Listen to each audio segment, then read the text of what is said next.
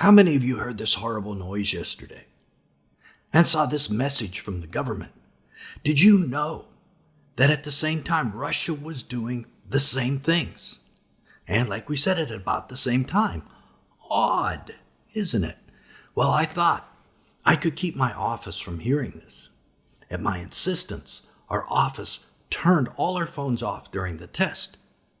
But I could hear the phones going off in the business next door. There was no avoiding it. Now that we've all survived, at least one day, and no one suddenly turned into a zombie as predicted or had any of the other crazy internet things happen, let's talk about the real purpose. As we said, did you know Russia was having the exact same alert tests at the same time across all 11 of their time zones? Was this a coincidence? You know that it wasn't.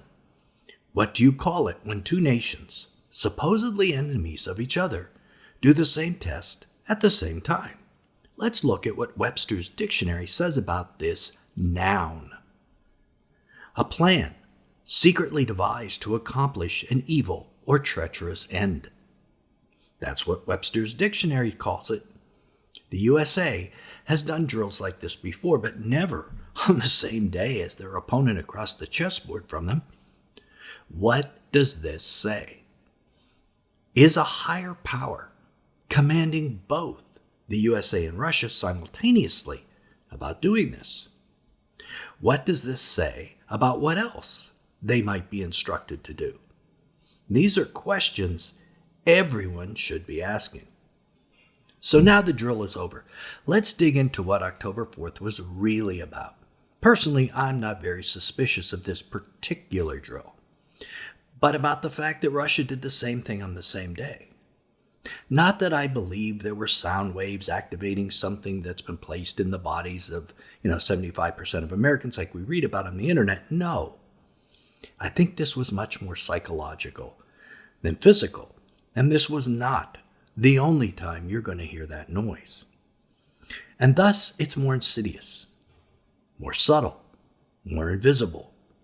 Those behind this type of thing will point to the fact that no physical damage happened to anyone and say, see, it was all just a conspiracy theory, while the real effect is innocuous and invisible.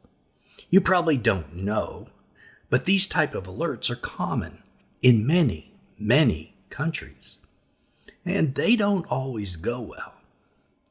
I think this is important to pay attention to.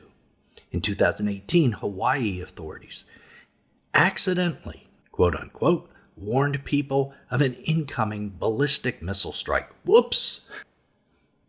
Mistakes do happen, they said. In Canada in 2020, an emergency alert warned millions of people of an incident at a nuclear power plant in Toronto. Again, it was pushed out, quote, in error.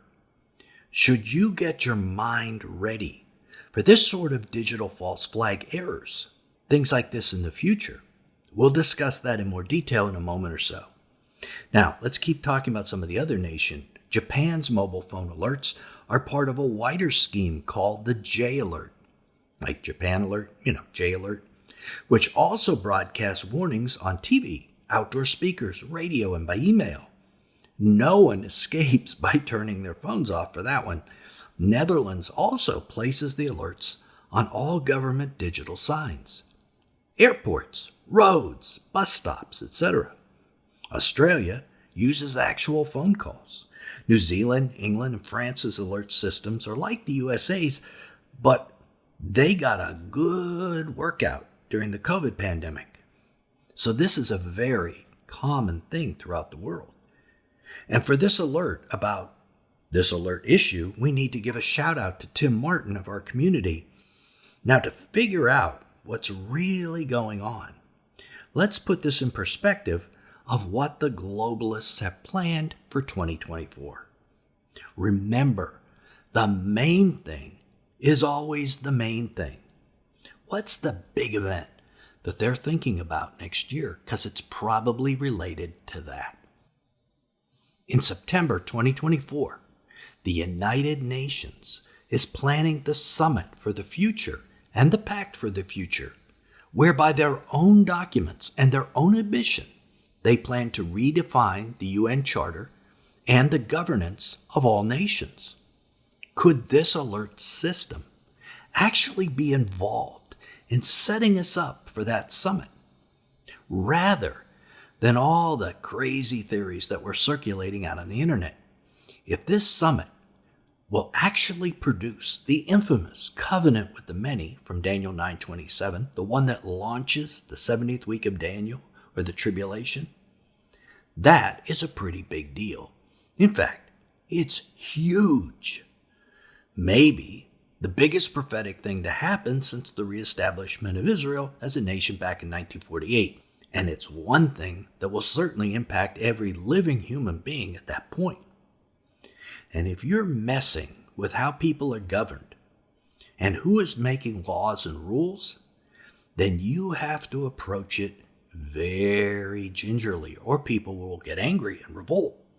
If you take something away from them, money or freedoms, if you're going to make big changes, you have to set it up subtly and invisibly, as we said. You have to make people think these changes are in their best interests, right? And that's what we think might be happening with these alerts. So what's the number one motivating factor in getting someone to accept something new, especially something they don't want to accept? Fear. If fear is created, the motivation to change is going to be there. The motivation to change the UN Charter or governance would be there. Think about it.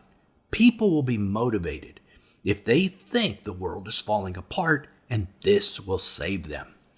Let me say that again, because it's crucially important. People will accept big changes if they think the change will save them. And if you believe in false flag events, this is the purpose of many of those events, as you know, to create mass hysteria. If you heard this yesterday, this sound, what if it was only the first of many such alerts that you're going to hear this next year?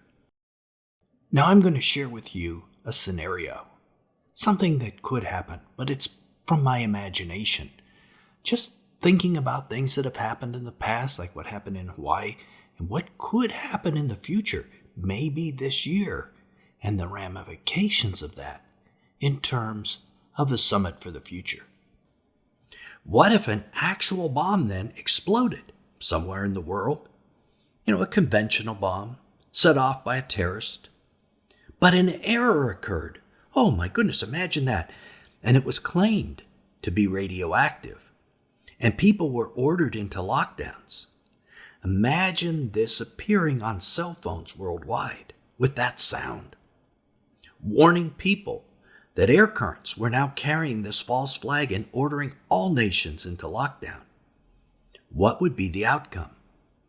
Well, in addition to fear, everyone would blame everyone else as being responsible. And then this would lead to near world war and would spur all kinds of international impacts.